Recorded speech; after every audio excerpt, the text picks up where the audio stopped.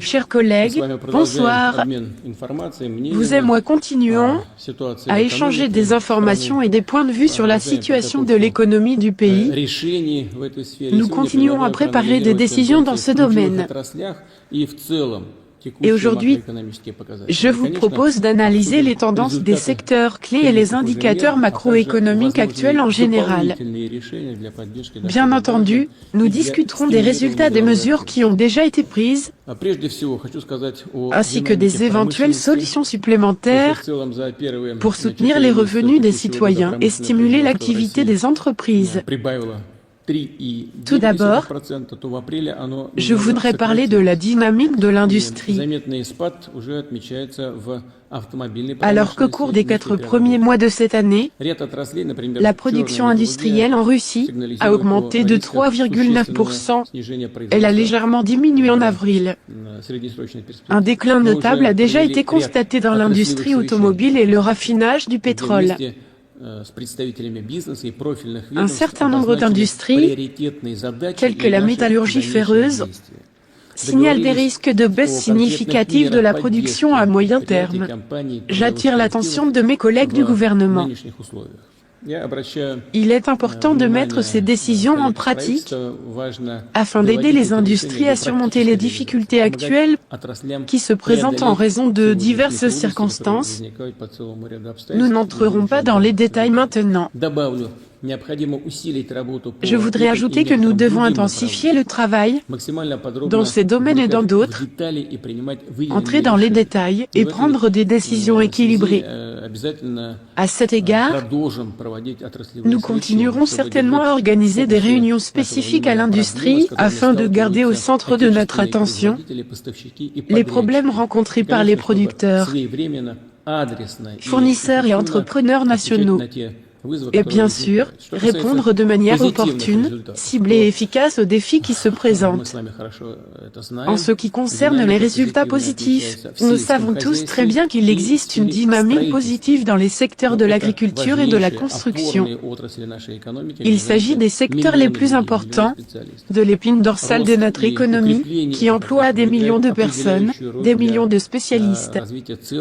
La croissance et le renforcement de ces secteurs sont déterminants pour le développement de régions et de territoires entiers du pays, pour l'amélioration de la qualité de vie de nos citoyens.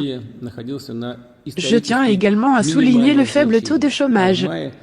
En avril, le chômage a atteint des niveaux historiquement bas et en mai, le nombre de chômeurs officiellement enregistrés n'a pas augmenté, mais a même légèrement diminué. Le taux de chômage en avril était de 4%. Le plus bas jamais enregistré. Dans les conditions actuelles, il s'agit d'un résultat très important, mais je vous prie de garder la situation sous contrôle, étant donné qu'il existe toujours des risques sur le marché du travail, bien sûr. Ensuite, l'inflation a été maîtrisée. En termes annuels, il était de 17,4% au 27 mai. Depuis la deuxième quinzaine de mai, la croissance des prix s'est arrêtée et l'inflation est désormais nulle. Il faut toutefois garder à l'esprit qu'il existe certains avantages et certaines embuscades, comme on dit. C'est pourquoi nous devons analyser soigneusement la situation et prendre des décisions opportunes. En fait, nous le faisons. La situation sur le marché des devises est également stable. Le renforcement du rouble a permis d'alléger les exigences des exportateurs.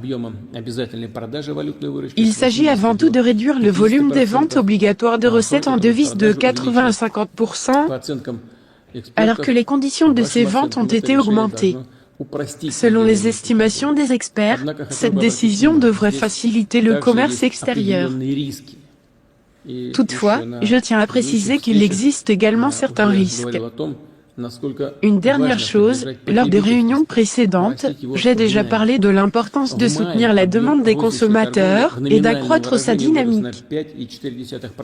En mai, le commerce de détail en termes nominaux a augmenté de 5,4% par rapport à la même période de l'année précédente.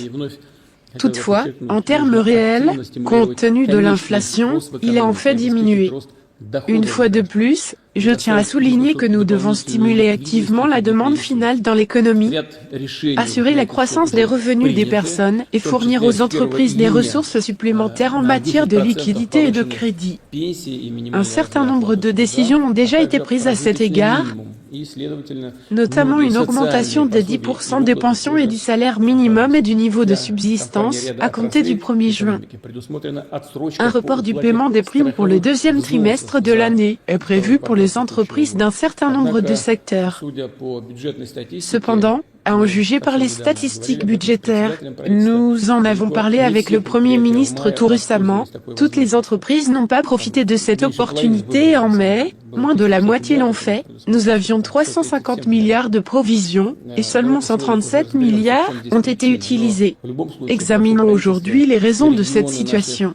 Mais en tout état de cause, je demande au gouvernement, aux régions et à nos principales associations d'entreprises de travailler plus étroitement avec les entreprises et d'informer en détail les entreprises locales sur les personnes qui ont le droit de différer les cotisations d'assurance, sur la manière d'exercer ce droit, etc. Je voudrais également attirer l'attention de mes collègues du gouvernement et de la Banque centrale sur la dynamique des prêts aux entreprises et des prêts hypothécaires. Le rythme des prêts a également diminué, malgré la réduction du taux d'intérêt directeur et le lancement de programmes de soutien public aux prêts. Aujourd'hui, parlons aussi séparément de la manière d'accroître l'efficacité de ces mesures. Et pour conclure, je voudrais ajouter que les travaux sur le budget fédéral pour les 3 prochaines années ont déjà commencé.